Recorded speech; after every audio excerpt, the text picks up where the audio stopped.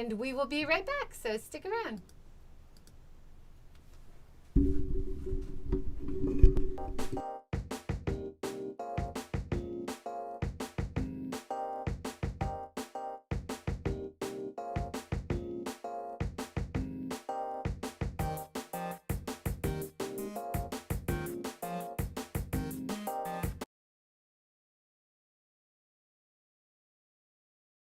Hi, good morning, everyone. Thank you for joining. This is Seeking Sustainability Live number 190. Woo! 10 more and we hit 200. I can't believe it. It's amazing. We are talking today about food, amazing food and drink, and a little bit of travel around Japan with Melinda Joe. Thanks so much for joining, Melinda. Thank you for having me, JJ. This is awesome. We are friends on Twitter for a long time, but it's the first time to virtually meet you. Thank you so much for joining, talking about food and drink in Japan. Yeah, thanks.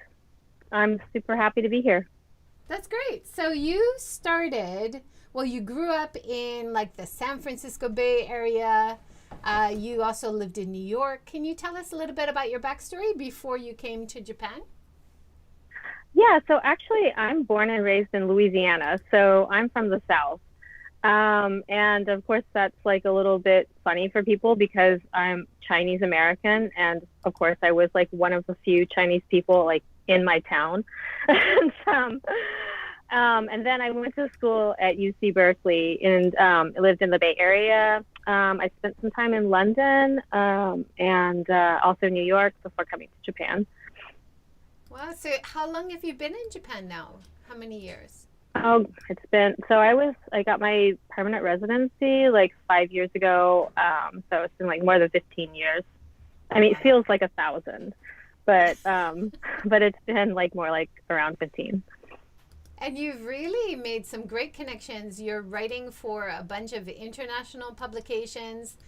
You are often interviewed about food and drink issues and culture in Japan. So you have a lot of positive influence on the Japanese food and beverage industry. So I really appreciate all the great work you're doing. Thank you so much. Well, thank you so much. Thanks for saying that. Yeah, I mean, this work is a privilege, of course. I've been working as a professional writer since like I guess maybe 2010. And I'm based here in Tokyo, but actually for most of my career I have been traveling around the world. So in fact, I really only spend like half of the year in Japan. But of course, the last year has been a complete change. I haven't left Japan since last March. Wow. It's such a big adjustment, I think, especially for travel writers, food writers. You really have your wings clipped, don't you? Yeah, it has been a tremendous adjustment, and in so many ways that are both negative and positive. I wouldn't say that it's been a totally bad experience. I think there have been a lot of good things that have happened as a result. I mean, just even being able to stay this long in Japan with my husband. This is probably the longest we've spent together since we got married. And I don't know if he will agree, but I think it's a good thing. But also, just having more time to spend in Japan and explore my city again in a different way. That's great. It's nice to hear and to see your articles and trying to find a different focus during coronavirus. We're going to talk about a lot of the support that you're giving the industry in terms of a lot of industries like sake industry and stuff, which are really struggling through the pandemic to kind of make, survive over this time when people just aren't going out eating and drinking, right? Yeah, I mean, the entire hospitality industry is suffering quite a lot. And when people think about hospitality, first they probably think about restaurants and bars and hotels, but we really have to think about this in terms of like all the way down the distribution line to the producers and how intensely affected they have been. Yeah. You had a recent article, you do an excellent column for the Japan Times called Kanpai Culture. And you had a great article recently about sake brewing in 2020. Hard times are going to be with us for a while. Can you introduce some of the ideas that you talk about? Well, this has been such an extraordinary year for everyone, and sake breweries have really felt a lot of negative impacts, but it has forced them to change the way that they work in a lot of ways. One of the things has been the timing of their brewing, like lengthening, shortening, and for the companies that have relied primarily on or heavily on exports, they've taken a tremendous hit. Likewise, places that have generally gotten a lot of tourists to come to visit and then sell there, that's been really hard. Yeah. But of course, labor. because because so many restaurants are not really selling, then they're not able to buy as much sake, and that ends up being an issue for the rice farmers as well. Yeah, we've had a few people working in the sake industry in the series so far, and you also introduced who's doing Taste with the Toji. That was one of your articles, right? Yes, Simone, she's wonderful. Simone, yeah. And you've also introduced Stephen Lyman talking about shochu. So shochu is another industry hard hit, right? Well, I mean, really, everybody working in the food and beverage industry has been, adversely affected by this. Yeah. When we talked to Stephen, it was surprised to me how shochu is really a domestic product, whereas sake is really kind of embraced by the export market and has much more of a foothold. But shochu is really 80% consumed in Japan. I was really surprised about that. Yeah, shochu has still yet to take off really in a significant way overseas compared to the success of sake, which has been really growing so much since 2007. Yeah.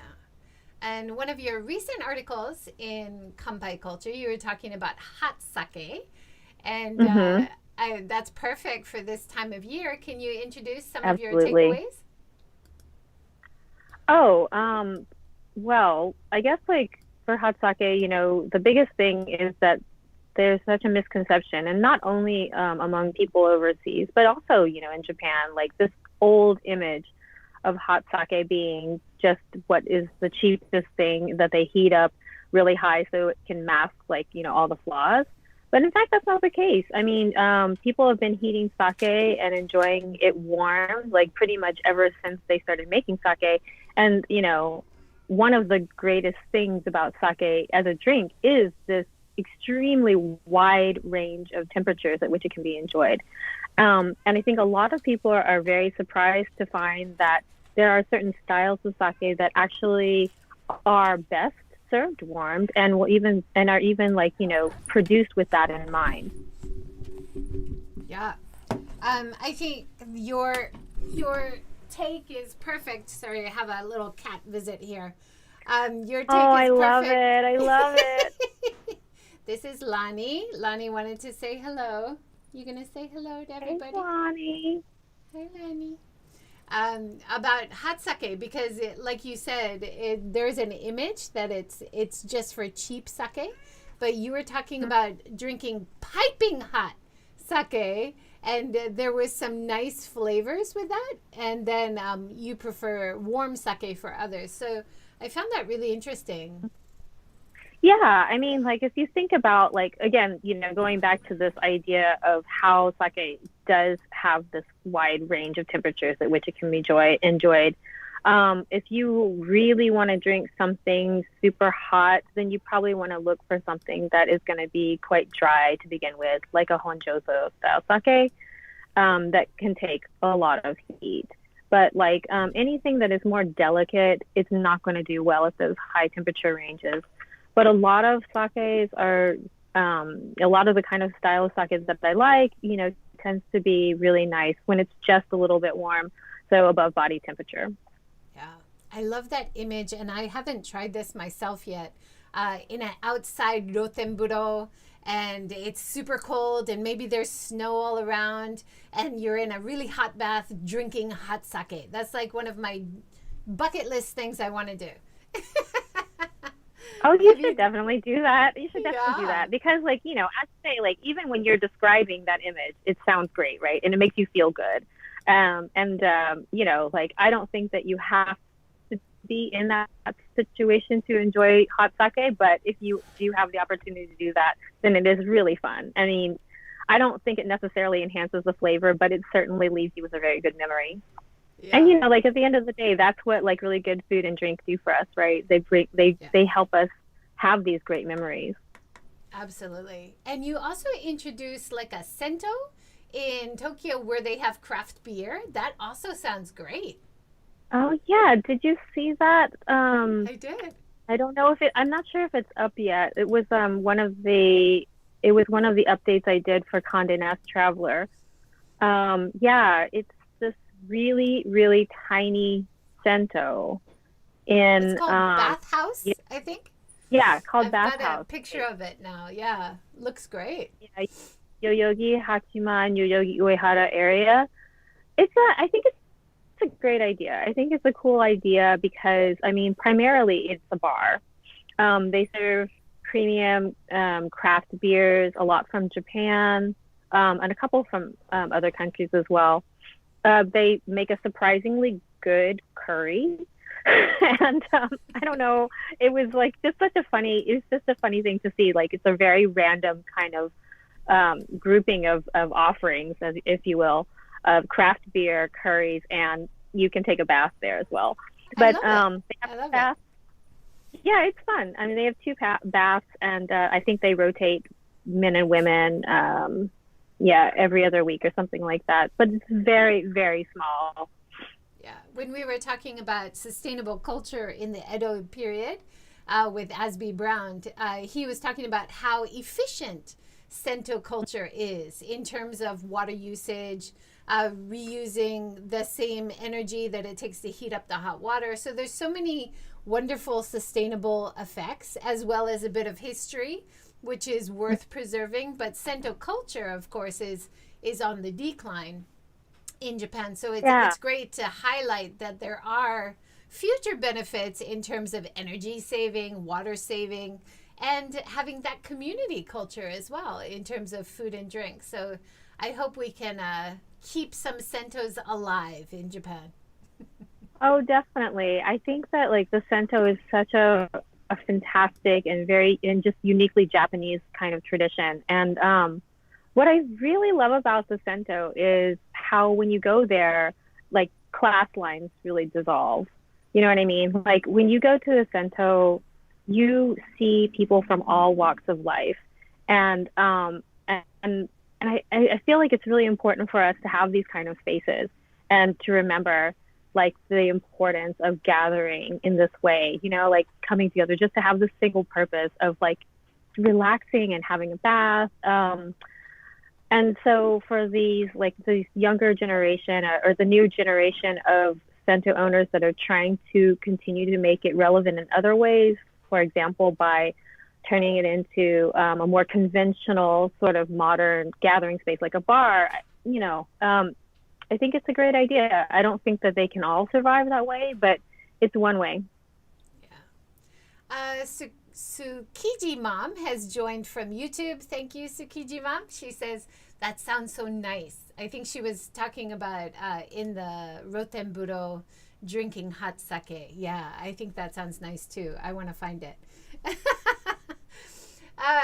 Yeah, you can definitely do it in a lot of places for sure. Yeah. I don't know why. Maybe because I had small kids when we would visit Rotenburo, and so you're not really going to take care of the kids and drink. But now my kids are older, so maybe it's time to go and explore and drink some sake in a Rotenburo. Yeah, for sure, JJ. It's your time. It's your time. Embrace it. Plus, Rotenburo is outside, so if you're social distancing, in an outside bath seems like the way forward. Yeah, see, like it's a win-win situation. Another, well, you've got so many interesting articles I would love to talk about. But let's talk about sake reviving in Tohoku, because this is the 10th year since the disaster, and you've done a few articles even right after the 211 disaster, talking about how the sake industry was really hard hit. I found that really powerful. Oh yeah, it was gosh, I mean, if anyone who was in Japan at that time can speak to the how shocking it was, and we are still it's still completely unresolved. We are still dealing with the after effects of that. And like, even though, people like maybe you and me, like, don't have to deal with that, then we're not confronted with that reality every day. Like, it's very much still an issue for many people who are living up in the Tohoku region. Yeah, one of the organic sake industry people that you introduced, Aoshima-san, in Yeah, Shizuoka, Shizuoka. he's doing organic sake, but also Nida Honke. Nida Honke is in Nihongo is Fukushima, fantastic. right? Yeah, I think they're in Koriyama. Mm. Can you tell us Yeah, they about are them? They here. seem amazing. They are really cool. Nihongo was actually one of the first sake breweries I ever visited, and I had the opportunity to make sake with them for a day, like as part of their like sake making experiences that were open to the public. And yeah, they're really pioneers in the way that they have approached like a natural farming for rice, but also the way that they have approached employment. And what I mean by that is, like, they have made a commitment to try to provide stable, full employment for their staff. And that is actually an anomaly in the sake world, or traditionally it has been an anomaly in the sake world, and frankly in all of like hospitality as well in Japan. It's still, I would not say it's the standard. And I was so impressed by what they have done. They really, when you go there, you can really feel how sincere they are about all of this as well. And they've done a lot of innovative things. Like, they've just been experimenting with this kind of cacao-like product. I mean, when I say cacao-like, it means like it kind of tastes like chocolate, but it's made from, I believe it's Oh no, you've frozen. Okay, interesting you're back. experimental things. Yeah, sorry, you Mm-hmm. froze for a minute. Oh, Yeah, sorry. no, But that's yeah, they've okay. been doing a lot of experimental things. And yeah, I'm really excited to see how they're going to go forward. But they've just gone from strength to strength since the first time I visited them, which was more than 10 years ago. Wow, that's great. I'd love to visit. I'm really impressed by their 2025 aim for all of their rice to be Oh, made you without froze. Sorry, pesticides. you froze. I'm Oh, I'm not sure.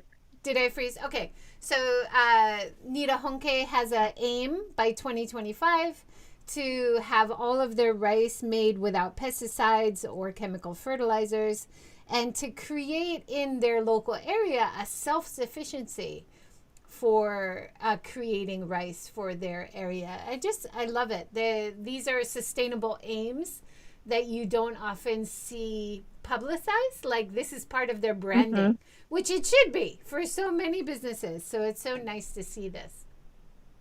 Yeah, actually, so just starting in, I believe, the end of 2019, there is a group of perhaps 12 sake brewers who have this mentality as well, that are trying to, if not 100% grow their own rice, because for a lot of breweries that's not possible, then to support local rice farming in their region and like grow like some of their own rice. I forget the name of the association, but I can send it to you later. So this is a growing movement, and there is a lot more awareness that is around this topic now, which is a super good thing. I'm really happy to see it. Yeah, that's wonderful to see. You also introduced a female toji. So there are some women who are heads of the sake breweries. You introduced Hiroko Yokosawa in Iwate Oh. on Yes, your you know blog. what? Really nice. And you talked Yeah, a I little bit love their about, sake. yeah, tell us a little bit about her if you can.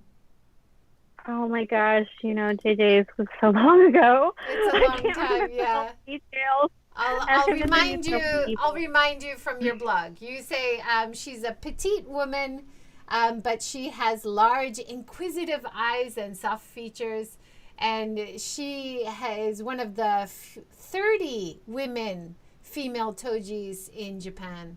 It's wonderful that you spend time in your articles to highlight some of the women who are leaders in these kind of traditional male dominated type of traditional industries. So it's so nice Yeah, I to mean, see. it's tough for women in the industry. But like thankfully since that time, which I don't remember exactly when that article was written, but it was several years ago. The number of female toji or master sake brewers has risen. However, I believe it is still fewer than 50 people, among more than 1,000 master brewers in Japan. So there's still quite a lot of ways. I mean, there's still, a long way to go. But yeah, there are some people who are, getting a lot of recognition. Some women who are getting a lot of recognition in the industry, which is great news, and also some younger people getting into it as well. You also highlighted a female sushi chef recently in one of your articles. Um, Chef Fumi so- Takeuchi. oh She yeah, is the Sushi chef of Take. Sushi Take. Yeah. Right. Yeah. Yeah. I recently visited her, I think in November. Yeah, she's doing a great job. She's a tough lady. She's a really tough lady. And I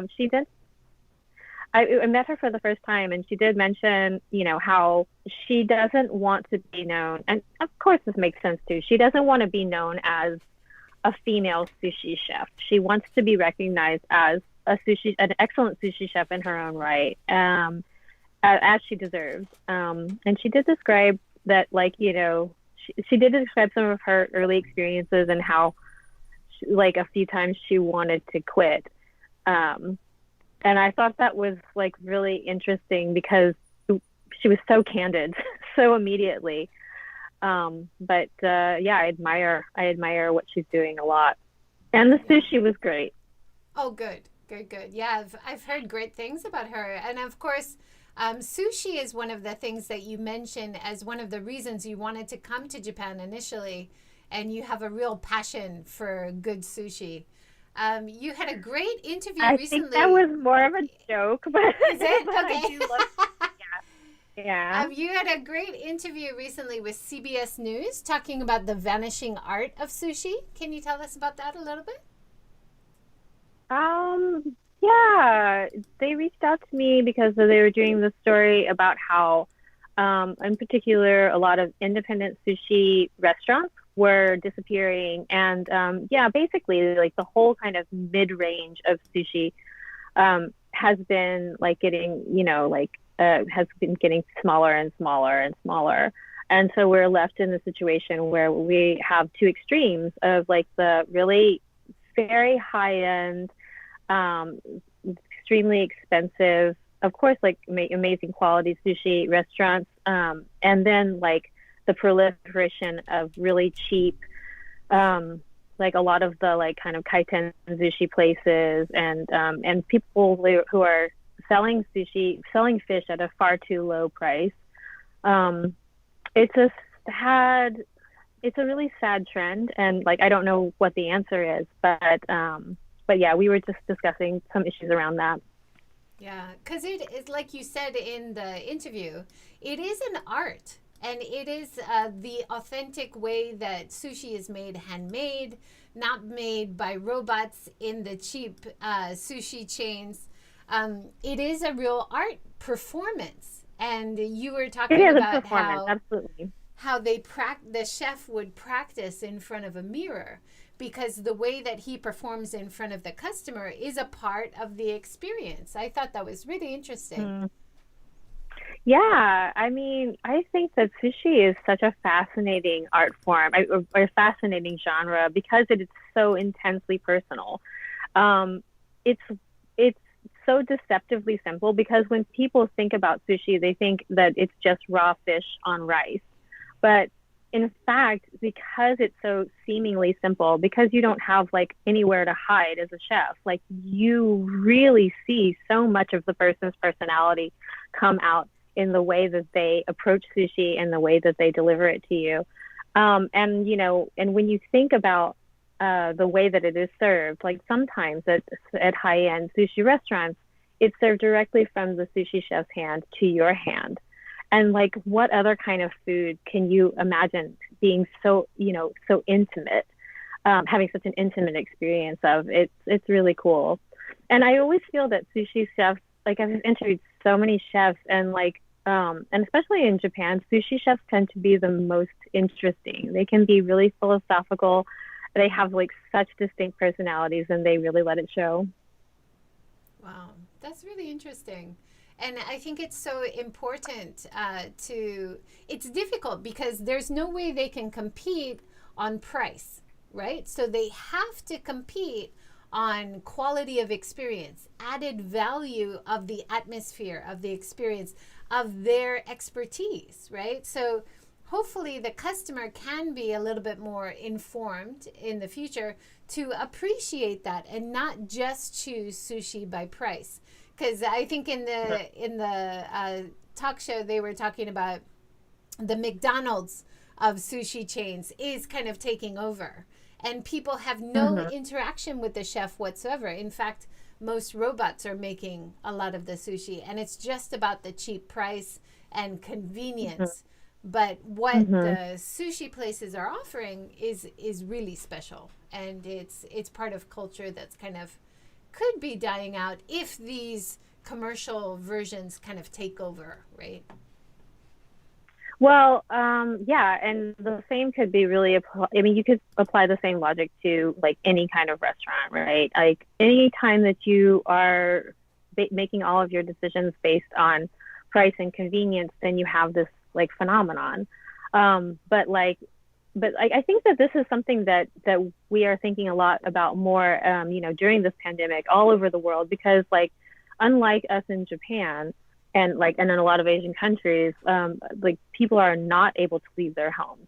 They're not able to dine out at all. And we're so lucky here that we are not confined to our homes, and we are able to still, in a limited way, support the restaurants in our areas, and go out and have a good time too. So I think that for a lot of us, we are people are reevaluating their relationship to restaurants, and like really thinking about what it means, and like not just, using that simple matrix of price and convenience and does it taste good. Yeah. I think we talked about this, talking of the small restaurants. Izakayas are also some of the great places that you often recommend. And I think we were talking on Twitter how even though they are doing takeout, they're really struggling right now because a lot of the way that they make their ends meet and their margins are so small is from drinks. And a lot of people might be doing takeout, but they're not really ordering drinks. They're not staying as long, getting extra appetizers. So the whole model of making ends meet for izakayas or small eateries is really different right now, isn't it? Yeah, I think it's extremely difficult for some of these restaurants who are trying to do takeout to sort of like take the edge off of the intense damage that they're getting, like the financial damage that they're weathering. But even still, they are not making any profits when they're doing takeout. For most restaurants, if they're not allowed to serve alcohol, then that's like 30% of their revenue gone. Yeah. You introduced a couple really interesting ones like shirosaka.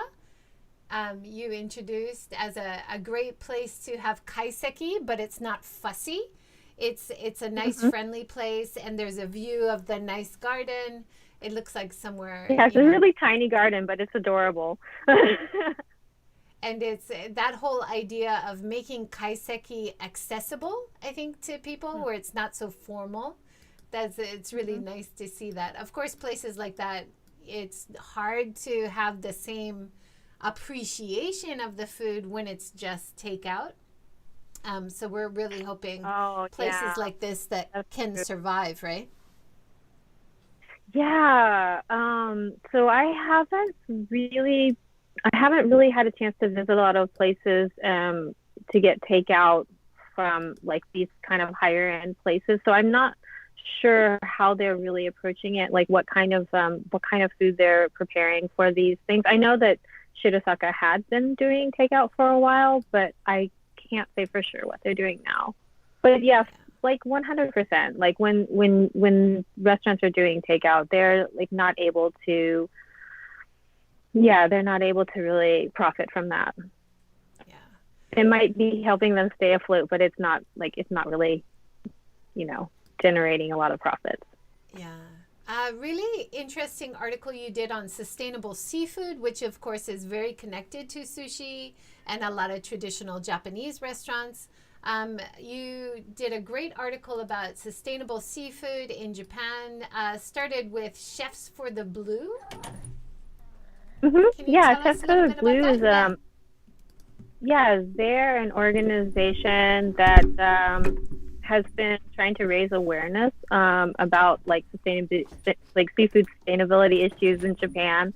And it started as a group of chefs and a journalist who really were just trying to learn more themselves and like trying to figure out how they could spread the word. And like now the organization has grown and they've done a lot of really great initiatives. One of I think the article you're referring to is the opening of a restaurant called Sincere Blue in Tokyo, that's in the Harajuku area, where the chef is he has made a commitment to use only sustainable fish. So fish that's been certified by the MSC and the ASC, these like organizations that give data on how the seafood populations are doing, or if they're farmed, then to make sure that they're farmed under sustainable conditions. And I believe it's doing really well. That's great. It's great to hear. In your article, you interviewed is it Sasaki-san, who's the head? Yeah. And yes, he was Hiroko Sasaki. Yeah. And he was saying today the self-sufficiency ratio for seafood in Japan is only about 55%. In the 70s, it was 100%.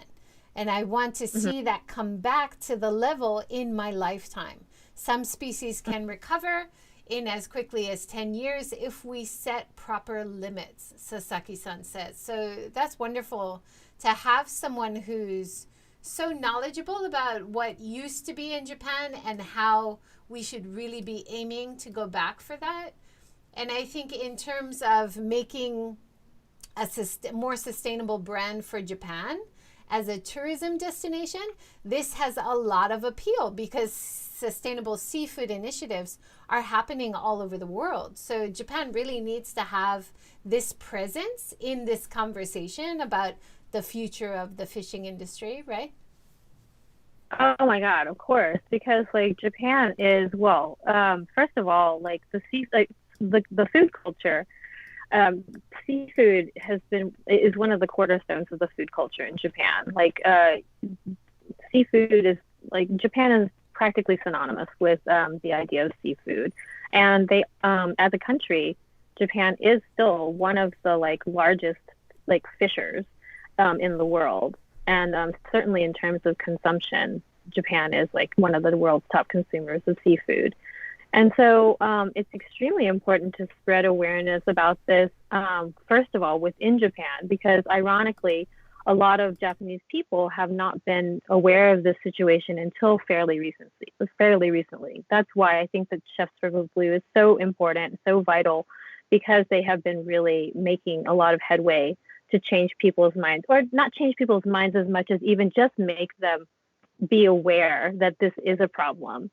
So many people, when you talk to them and you explain that most of the fish that you see in the supermarket doesn't even come from Japan, that surprises a lot of people. And why should this be the case? I guess it's because Japan has always had like this idea of its culture being so intertwined with the sea that they've kind of taken it for granted. And also the media had not really been covering it until recently. But most certainly, Japan has an important role to play in the sustainability conversation because of its prominence as a consumer and as a producer. It's like Japan could really lead the way if things change in the right direction. Could be an inspiration for other countries as well. Definitely.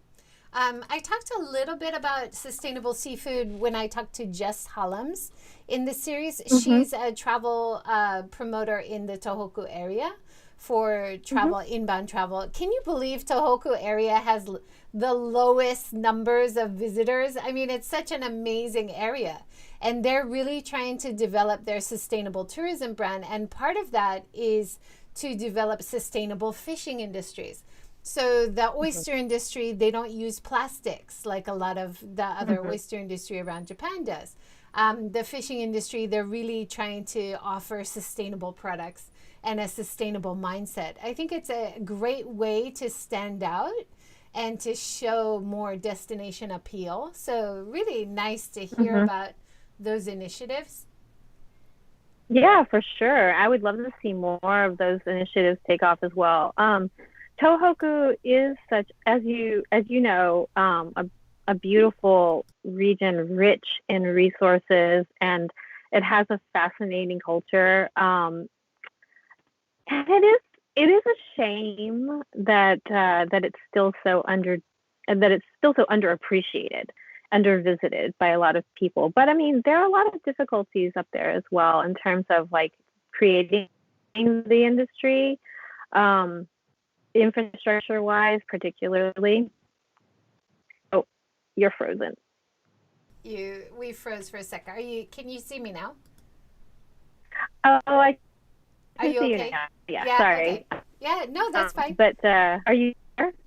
Yep. Oh no, you froze again. Frozen? Can you hear me? Am I live now? Now you're okay. I can hear you. Yeah. No, but I was just saying that that I would love to see more being developed in a sustainable way in Tohoku, but there are like a lot of obstacles. Yeah, there's a lot of opportunities. We were talking with James Clark the other day. He's based in the UK. He's a travel writer. He's planning to come to Tohoku. Of course, was planning to come this year. He might have to adjust his plans, but he's going to do the MCT, the Michinoku Coastal Trail, and do a documentary and write a book. So I think because this is the 10th year. Hey, you're frozen. Are you okay? You okay now? So I missed a lot of what you said. That's okay. So James Clark is a travel writer. He was in the series last week. Talking about walking the Michinoku Coastal Trail and writing a book, doing a documentary about the Tohoku area and its beauty, all that beauty along the coast. So I'm really looking forward to that. That'll be great. You also, speaking of plastics in the ocean, you also took part in the Fujisawa Cleanup that Alana Bonzi does in Fujisawa, right? That was years ago. Yeah. It was years ago, but it was such a nice program. Yeah, definitely. And I think Alana did it right. We do monthly cleanups here in Hiroshima as well. And we do find a lot of plastics, not only from people who, buy products that end up in the water, but also from the fishing industry. So it's so great to see that there is more kind of activism and more understanding and awareness about how a lot of plastics do end up in the sea, because of course this is also connected to restaurants in Japan and to the products from the sea in Japan. So we need to all see the connections to it. It also looked like Alana did a great job with this Fujisawa cleanup, because after the cleanup, you guys were treated to like wine and delicious foods as well. Yeah. Yeah. It was such a good initiative. And because that was so long ago too, I thought it was great because she really started to introduce this topic, like this was like more than 10 years ago, I guess, like, before people really were talking about it. So, hats off to Alana. Yeah. She's been doing a great job, and I don't know if they're doing it recently similar to us. We've kind of had to put things on hold because of coronavirus, not really trying to get people together. But because we're outside and maybe we can social distance, hopefully we can start doing beach cleanups again. Of course, it's an overwhelming problem, but just getting out and cleaning up a little bit, it kind of changes the way that you shop next time, right? Did you find that Yeah, as I think well? that's actually, I think that's really the point. To get people thinking more about it and to thinking about like what other kind of choices they can make and in terms of like what businesses that they want to support. So it's not like picking up plastic for one day on the beach is going to make a huge difference in terms of the overall effect of the plastics, in the ocean. But it's about like how it changes you and your mindset. Definitely. I find even though I try to live my life in a very sustainable way and to the annoyance of everyone around me, even for me, after volunteering for a day, I'm like, do I really need that? Or, like maybe I won't buy PET bottles anymore. So it really makes you think about how you're consuming and putting pressure on companies that you see a lot of their plastics in the water and you think, well, maybe I won't buy from them anymore, So I would love to see it more with like kids in schools getting out and doing cleanups just so they understand the effect of what they buy or what products they support, right? It's all connected. Yeah, for sure. It is all connected. So I think like there are some really exciting initiatives being started by chefs these days that are trying to not only raise awareness of the issue, but like really change the way they do things in the kitchen so that they reduce plastic usage and thus reduce plastic waste. The first person that comes to mind who's really doing this is actually a chef in Hong Kong named Richard Ekebus, whose Michelin-starred restaurant is called Amber. But even in Japan, people are starting to have more awareness of this too. The other day, I spoke with the chef of the Michelin-starred restaurant Ode in Tokyo, Yusuke Namai, and he is really he just opened a new small cafe next to his restaurant, and the cafe's name is BGM. It's a super, super tiny, super, super casual place, but like he is taking this not zero waste exactly approach, but he's trying to go as close to a zero waste approach in the kitchen as possible. So a lot of like things, vegetable scraps and peels from the Michelin-starred restaurant and treating them by like, for example, making ferments. And then turning those things as pickles and things like that into different kinds of foods that can be served at the cafe. For example, vegan curries. They're really delicious and tasty, but like they're using like all these like wonderful vegetables that he gets from small producers, but also like incorporating these like elements that they couldn't use at the Michelin-starred restaurant because of like the shape or whatever. Into these dishes, and also like making things like canale, like these great little pastries that also incorporate some of these these leftover fruits and vegetables. And then for the waste that then for the scraps that they really can't do anything with, they have a machine that doesn't turn the waste into compost, but like treats the food scraps so that like they become like harmless sort of they become like a harmless substance that can be washed away. And he mentioned that he wants to start taking action to reduce the plastics in his kitchen as well, which is just, I think, great news. That's awesome. The whole concept of using all the foods, not having too much food waste is so important. It's so great to hear that there are restaurants and chefs who are thinking about that in Japan. That's wonderful. You grew up. You grew up in a restaurant family, right? So you feel very connected to the whole restaurant scene, I think, a bit more. Is that right? Yeah, definitely. I grew up in a restaurant. My dad ran a restaurant for maybe more than 40 years or something like that. So I never had a babysitter. It was just the restaurant. And like, even from the time I was quite young, I had to go greet customers and things like that and work in the restaurant, of course. So you deeply, even in your childhood, really understood the hospitality industry on a bit deeper level than most kids, right? Yeah. I had personal experience with the with the hospitality world from a young age. Your parents must be proud that you're helping so many businesses in the restaurant industry in Japan. Oh, well, yeah. I mean, my father had always hoped that I would, take over the restaurant one day, but, having seen the industry from the inside like that, I realized that it was not for me. But I am working adjacent to the industry, and like you said, I do care a lot about hospitality and the people who work in it. Yeah, wonderful. To talk about travel a little bit, I love reading your travel articles as well.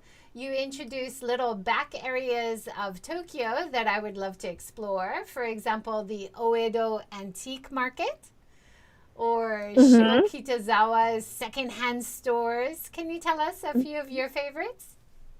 Um, Geez, so recently I've been really interested in places like Monzen Nakacho, that are like in the eastern part of Tokyo, like a kind of traditionally working class area that is really old, but still has a lot of flavor.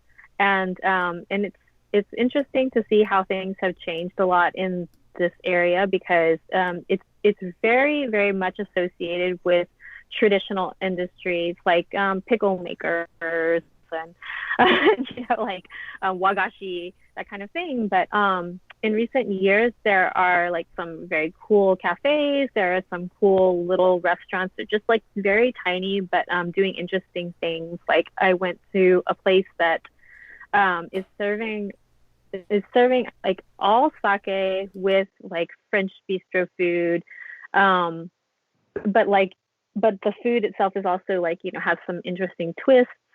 And there's a fantastic sake shop up that way that has a small counter where you can taste all the sake um, that they sell in the shop. How do you see changes happening during coronavirus? Kind of are places serving more outside? Like that rule has changed in Japan recently, so cafes can have people sitting outside drinking and eating.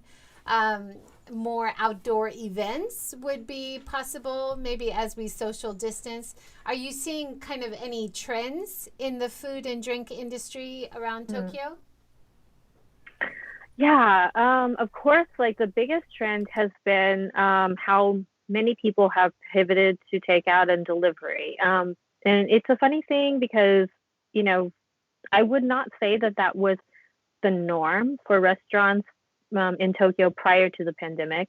And there's a lot of reasons for that. But now when you walk down the street, especially at lunchtime, pretty much anywhere, you will see people offering takeout, like, or they've made like some kind of like bentos that are even just like they're selling it on the street. Even if they are also doing indoor dining.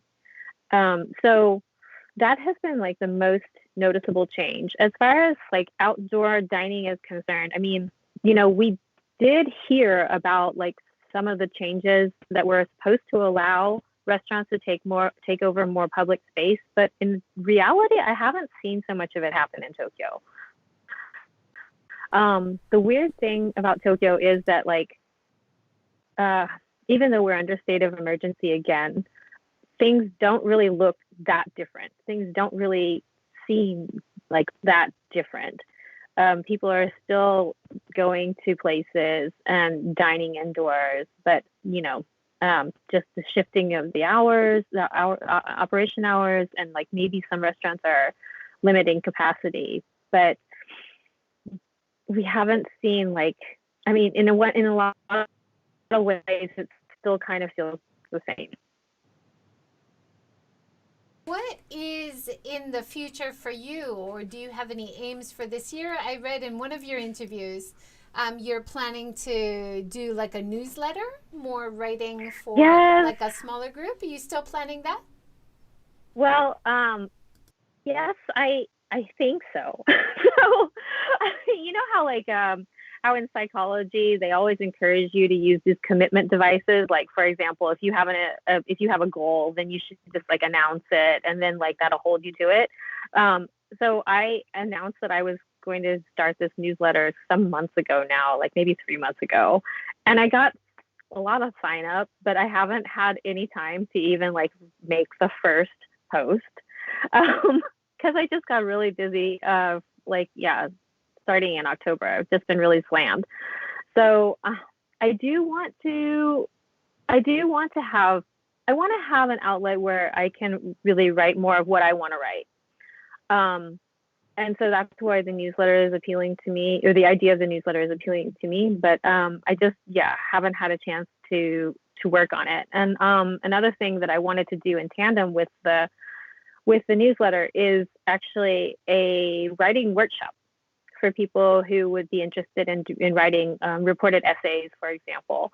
And I even developed a whole curriculum for it. But again, like it's just a matter of like having the time to do it. So, hopefully I will be able to get that stuff off the ground. But at this moment, I don't have a set date for a launch. That's great though that you're busy. Do you find your work comes in like ups and downs, or is pretty constant stream of articles that you collaborate with different newspapers or magazines on? Is it pretty constant or kind of up and down? Well, because I'm a freelance writer, I would say it's definitely cycles. But thankfully, I have been really busy. Of course, like at the beginning of the pandemic, it was a really different story because, as I mentioned, so much of my time was spent traveling around the world, and that completely stopped. And then at the same time, the media industry cut so much of their budget for freelancers, or just stopped publishing articles related to travel or related to food and drink overseas. So there were a couple of months that were like really, really quiet for me. But again, thankfully since then, that hasn't been an issue. But it's certainly a problem for every freelancer, and any freelance writer will agree. I think especially as a lot of the tourism focus is now kind of on pause everywhere, not just in Japan, everywhere around the world. So a lot of freelance writers who often write things connected to travel, like you, the food and drink industry. That's great that you've been busy still. I'm glad to hear that. I saw one of your posts end of 2020 talking about being thankful that you're in Tokyo and all the support that you've had from other people. So that was really great to see. And I hope that Sorry, can you keeps you repeat going. that? I missed it. At the I'm end of sorry. That's That part? okay. At the end of 2020, you did a post on Instagram talking about how thankful you were for all the support that you've gotten, and you feel really happy in your life in Tokyo, how it's safe to walk the streets as a woman. You still feel pretty happy being in Tokyo, being based there? Oh yeah. I mean, Tokyo is such a great city, and I really love it. If I didn't like it, I don't think I could have stayed for so long. But yeah, it's like an endlessly fascinating place. Like I love that there's always so much to discover, even in your own neighborhood, because of the way that the city is structured is kind of medieval. And it can be frustrating when you're trying to get someplace because you're always going to get lost. But it also, on the other hand, is really great because it's just ripe for serendipity all the time. Right. One of your articles recently we haven't talked about yet is gin. Is there a bit of a gin revolution going on in Japan? I see gin made in Japan a few places now. Oh yeah, I mean, gin has taken off. Craft gin in Japan has taken off like in a pretty serious way in the past few years, and now like even people overseas are starting to get interested in Japanese gin. But we like there are some fantastic producers. I think that I've written a couple times about the Kyoto distillery, and their flagship brand is Kinobi. They're still one of my favorite gins. We also have a gin made in Hiroshima, which I hope you'll be able to try sometime. Which one is it? I'm not sure what the name is, but it's a Hiroshima made gin. What's it called? Sakurao. I Sakurao. have Yeah. sakura in my freezer right now. Oh, you do? Oh, wow, great. Yeah. I've heard good things about it. Yeah. And a lot Yeah, it's of really good for making Vespers. oh, good. A lot of the international travelers before the coronavirus were really excited about Hiroshima gin. Gin has had a bit of a boom abroad, right? Yeah, yeah, definitely. I mean, like overseas, like the craft gin boom has been going on for quite some time. Yeah, great. Is there any article you're working on now that you could give us a little preview of or a little hint, Um, something to watch out for? yeah, so my you mentioned my column earlier, Kampai Culture. It's coming out on Sunday, and this time I'm talking about a new izakaya izakaya bar called SG Low that is produced by the same group that has a lot of award-winning bars here in Tokyo and in Shanghai. It's yeah, really fun, exciting new concept from a great group of bartenders. That's great. And I also noticed you had another article about another Toji in Yamaguchi who's making organic sake. So it's nice to see that there is more kind of a sustainable focus. And you often promote women in the industry. You often promote organic or sustainable. So I really appreciate all your articles. I think it's wonderful to have these sustainable issues in the highlight, in the focus sometimes, because it's so often it doesn't get enough attention, and it needs to have a discussion about why this is necessary or important or possible even. Mm-hmm. Yeah, definitely. Well, thank you so much for reading, and yeah, I have always been very much focused on sustainability in the food industry at all levels, like like from the producers to fine dining restaurants, and I'm glad that things are going in that direction a lot more and more these days in general. But like one of the issues now that I'm starting to become more interested in from a sustainability standpoint is actually the financial sustainability of a business. So as you know, restaurants are notoriously difficult like industries to actually make money at. And so like with the pandemic, bringing like, laying bare some of the inherent problems with the restaurant industry, I'm more and more concerned with like how restaurants are going to actually be able to survive in a basic way for like, all of their employees. So financial sustainability is part of sustainability as well. Absolutely. It has to be a part of it. It won't survive if you don't make enough income. And I think this is Right. something you've talked about a lot in your writing, is the super narrow margins of the sake industry or the restaurant trade. So I hope consumers realize that. And it's not just about the low price point, and it's about the value of protecting this artisanship or this part of culture that we want to see around for the next 100 years, right? And things are going to cost a little bit more, but that's important to make sure that these artisans, these trades can continue, right? It's Right. a kind of a mindset shift. Absolutely. I think that it's a necessary mindset shift that we need to think about the people in the industry in terms of the importance of their livelihoods, and not just about like the products and the pleasures that we can extract from them. So this is like a really huge problem that like has so many gnarly roots, and it's going to take a long time to really shift the needle. But at the same time, it's extremely important to think about it these days going forward.